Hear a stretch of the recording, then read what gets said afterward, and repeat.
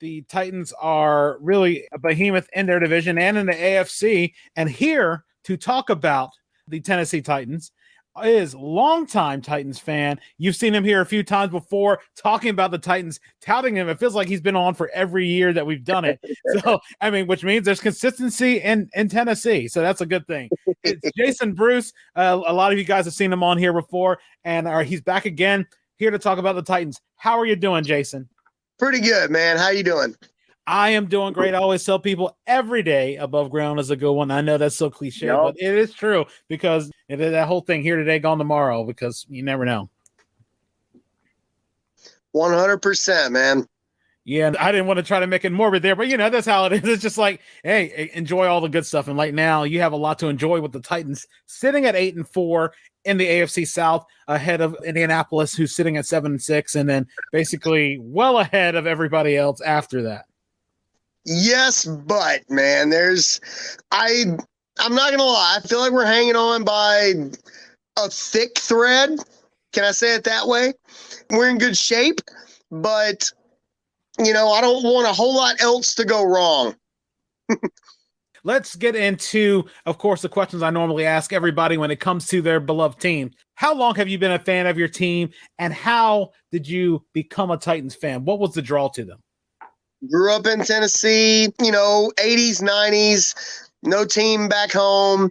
And then when Bud Adams moved the Oilers, I'm keeping my eye on it. But from jump, we were told, they're going to be the Tennessee Oilers for a few years. And then when we get the stadium built in Nashville, we're going to rename the team. And I said, I'm going to bide my time until then. We got the new name in 99 and buy the gear, wear the gear, be there from that point on.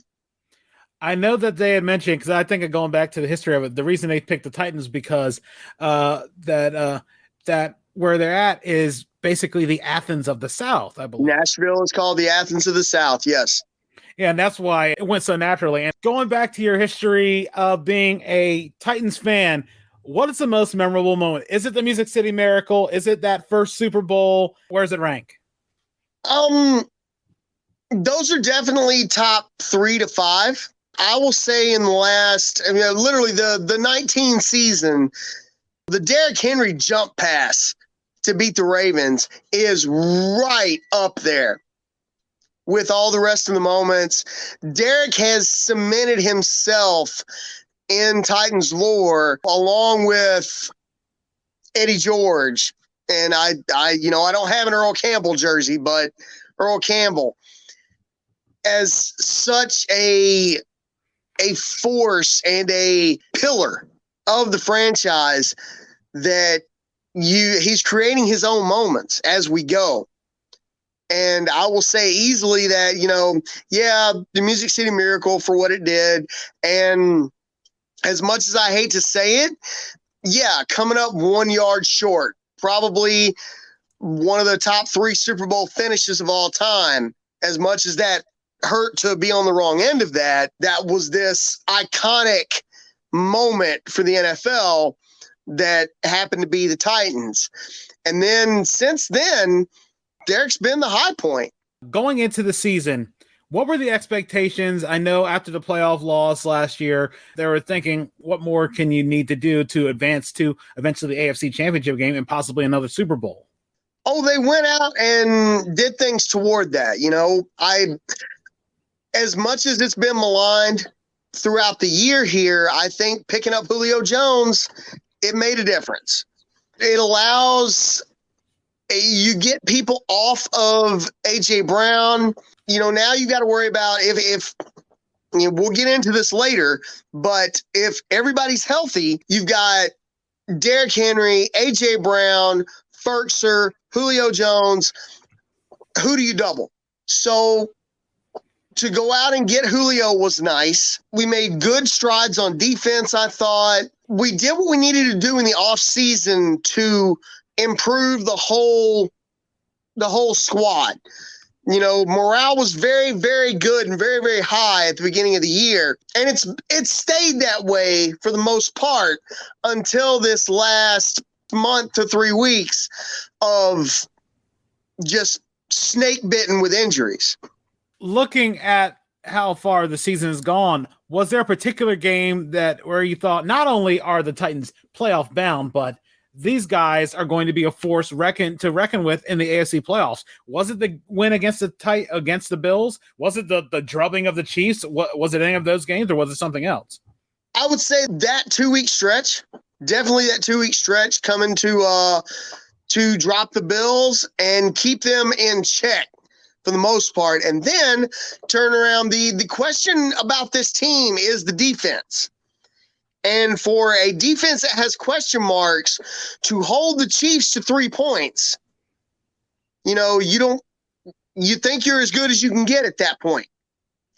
So at that point, I think we're around 8-2, sitting at the 1 seed.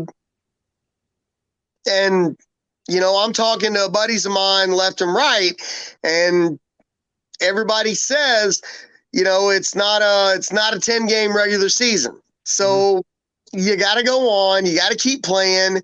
And then the injury bug kind of bit us, and we're sitting where we're at right now. That being said, while there wasn't any concern about making the playoffs, especially now on the 17th field and a not as competitive AFC South, but were there a couple of games or a game or so that gave you a pause? Was it the game against the Patriots? Was it the Jets' loss, or the loss you had to the Texans? All 3 terrible losses, all 3 basically inexcusable. But when the news came down about Derrick's foot, I think I speak for every Titans fan around when I say stop, take a drink, and mourn, hope for the best. Losing Derrick has been the absolute low point of the year, because for better or worse, everybody knows that's the offense. That's what it rolls through. The offense goes as 22 goes. If they want to put 9 in the box and stop him, Tannehill's got the talent to throw over top of it. But when there's no Derrick to worry about stopping, they can play nickel or dime the entire time. And now the receivers are all covered, and Tannehill's good, but he's not that good. And now we're in trouble. So we all knew that. Nobody in the Titan fandom was unrealistic about that. We all knew losing Derrick was catastrophic. Looking at the AFC playoff matchup, who do you feel the Titans match up the best with in the AFC? I love the way our schedule has rolled out so far. We've played and beaten Buffalo. We've played and beaten Kansas City.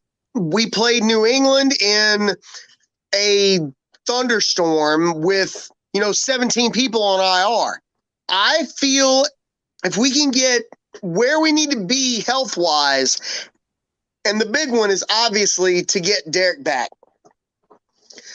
And when Derrick went down, the big comparison I saw and read about was the comparison that when Ray Lewis went down in 12.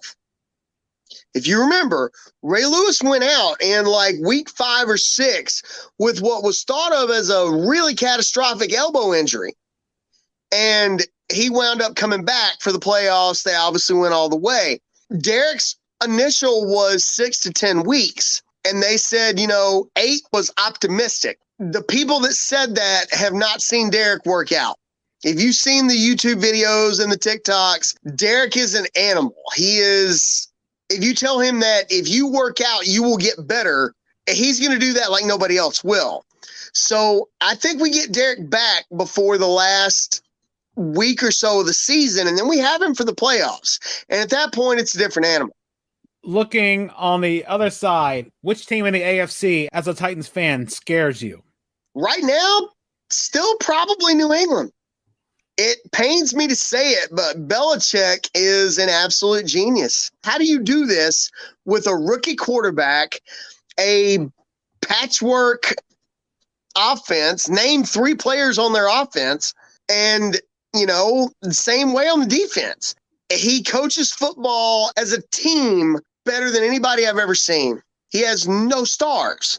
How do you attack a team like that? So if I got to pick one to be scared of, it's New England. And before we go into our prediction for the Super Bowl, I always have to ask, what is it that you've seen the Titans do differently this year compared to the previous 2 years when they were making their runs in the playoffs? This year, I've seen a little bit better defense. There's still times where there's inexcusable failures in the secondary. People get just burnt like toast. That can always be better. Until you get the 2000 Ravens defense, you can always have a better defense. I saw there's been a lot of play action, which I like.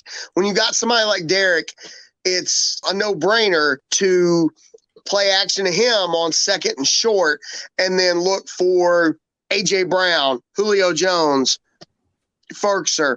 You've got options. When we've got everybody together, we've got options that we like. We haven't had that probably not since McNair with Kevin Dyson and Derrick Mason crew. There you go. Thank you. With those kind of options at receiver and Frank Wycheck at tight end.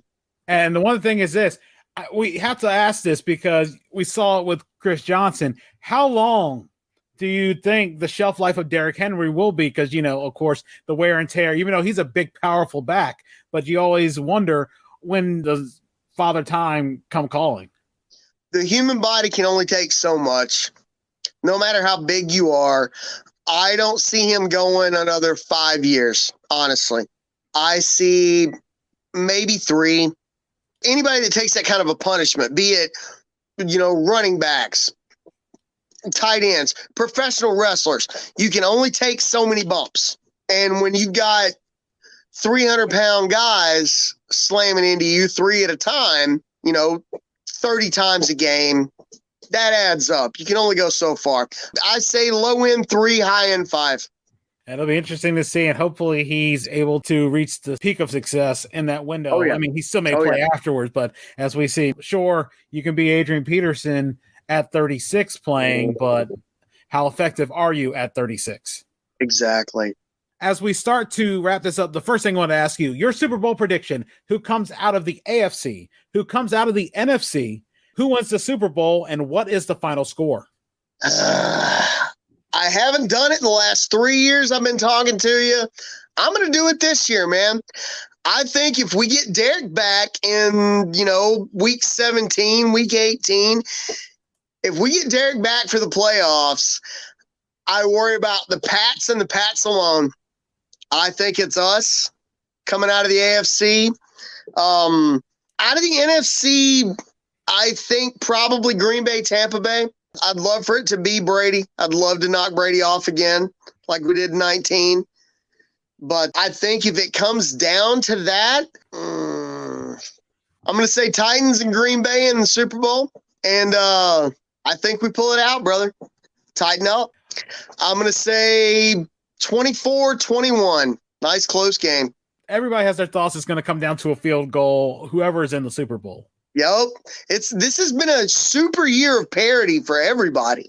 I saw a graphic today that was you can take any team in the league and literally follow them all the way around. Every team has beaten every other team. There's a massive transitive property from every team in the NFL. It's crazy. And I mean, and there's still, it's weird saying that, it's still 5, 6, 7 weeks ago, because I don't remember the math anymore. I know it's 18, but I don't even remember what week it is anymore.